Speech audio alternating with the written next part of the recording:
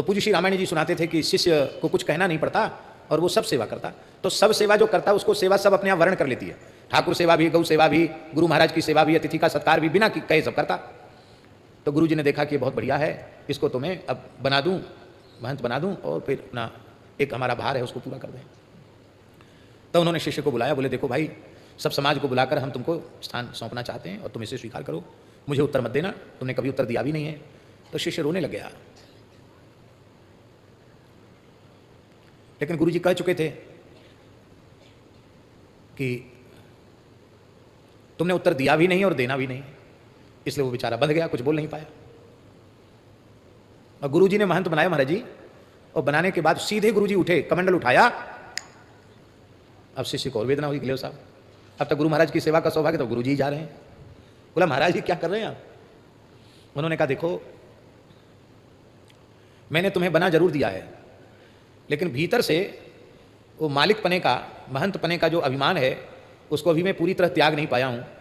और तुम अपने विवेक से कार्य करोगे और मैं बीच बीच में तुमको टोका टाकी करूँगा तो फिर तुम्हारे मन में भी कभी कोई अन्यथा भाव आ सकता है, मेरे मन में भी आ जाएगा, ले साहब मैं जिंदा हूँ, यही मालिक बन गया। तो बोले मालिक तो कोई नहीं, मालिक तो सबके राम जी हैं, इसलिए अब तुम स्वतंत्र रूप से ठाकुर सेवा, गौ सेवा, संत सेवा करो, इसलिए मैं जा रहा हूँ कि तुम्हारा अपराध न बने। शिष्य बोला गुरु जी आपने वचनबद्ध किया, लेकिन अब हम भी कहते हैं आप चले जाएंगे तो मैं भी चला ही जाऊँगा, मैं आपके सहारे ही रहूँगा।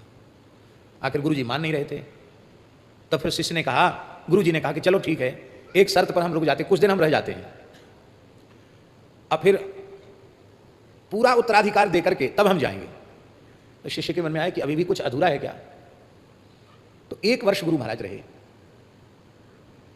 और एक दिन उन्होंने अपने शिष्य को बुलाया और बुला करके उन्होंने कहा कि बेटा, ये जो ईंट पत्थर है ये हमारी गुरु परंपरा से मिला हुआ है, मठ मंदिर भगवान की सेवा है, गौ की सेवा, संत की सेवा है, पर इस लौकिक मठ मंदिर का तुम्हें महांत बनाना, उत्तराधिकारी बनाना, ये पूर्ण उत्तराधिकार नहीं है।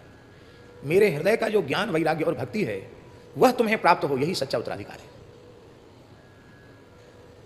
तो वो जो हमारे पास खजाना है ना, आध्यात्मिक संपत्ति का खजाना, वो तिजोरी भी हम तुमको देके जा रहे हैं और चाबी भी तुमको देके जा रहे हैं। और ऐसा कहकर उन महापुरुष ने अपने हाथ से लिखी हुई श्री विनय पत्रिका जी अपने पुत्र को प्रदान की। ये रामायण जी के द्वारा सुनाई हुई घटना है। अपने शिष्य को विनय पत्रिका प्रदान की, बोली ये खजाना है ज्ञान भक्ति वैराग्य का, और गुरु भक्ति ही इसकी कुंजी है, इसकी कुंजी यही है गुरु भक्ति, वो तुम्हारे पास है, और ये तुम्हारे पास रहेगी तो तुमको हमारे अभाव का अनुभव नहीं होगा, क्योंकि विनय पत्रिका सदगुरु का काम करती है। और कहकर गुरु जी ने कहा अब मेरी आज्ञा है, मैंने तुम्हें अपना आध्यात्मिक स्वरूप प्रदान कर दिया है, अब मैं जा रहा हूं। कहते भी महापुरुष गए तो फिर नर्मदा खंड में जाकर विराजे और वहीं उन्होंने अंतिम क्षण तक वहीं विराजे, लौट कर नहीं आए।